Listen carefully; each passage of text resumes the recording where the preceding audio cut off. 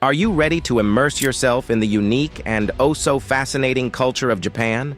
Japan is a true jewel, with its stunning scenery and friendly, hospitable people. The fact is, though, that every nation has its own unique methods of doing things, and Japan is no different. I promise you that staying away from these blunders will not only make your trip more pleasurable, but also demonstrate respect for the people and their traditions, which is something that all travelers need to aim for. 1. Shoe and slipper etiquette. In Japan, it's customary to remove your shoes before entering temples, homes, and other locations with cultural value. This is because it's a widely held concept that since shoes are dirty, they should be left at the door in order to keep the building clean. Many Japanese homes include genkans, which are areas where shoes are taken off before entering.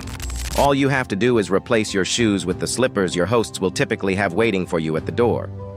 You might not even realize you're wearing them, though we really hope not, as wearing these slippers outside is very forbidden. They'll be so comfy. Before you go, remember to leave them at the door. 2. Sneezing without covering your mouth. In public, such on a bus or train or in a crowded place, it's usual in Japan to cover your mouth and nose when you cough or sneeze. This helps keep diseases contained and shows consideration for those around you. It is usual for foreigners visiting Japan to observe this, as not doing so could be perceived as offensive or disagreeable. Using a tissue or handkerchief to cover your mouth and nose is a must for politeness and cultural awareness. It is advisable for foreign visitors visiting Japan to pack a mask or two, particularly if they are feeling under the weather. Mask wearing is a sign of respect for other people and an ethical approach to public health. 3. Eating while walking. It is not acceptable to eat or drink in crowded places, on buses, trains, or in other public places in Japan. Locals rarely use the subway system for in-private dining. Eating in public can be seen as messy and disturbing, even though it might be usual in your home country. This could leave a bad impression in the land of the rising sun. Try to keep these customs in mind and avoid eating or drinking in public places. After all, there may not be a better place to observe this tradition than Japan. Eating is best done slowly.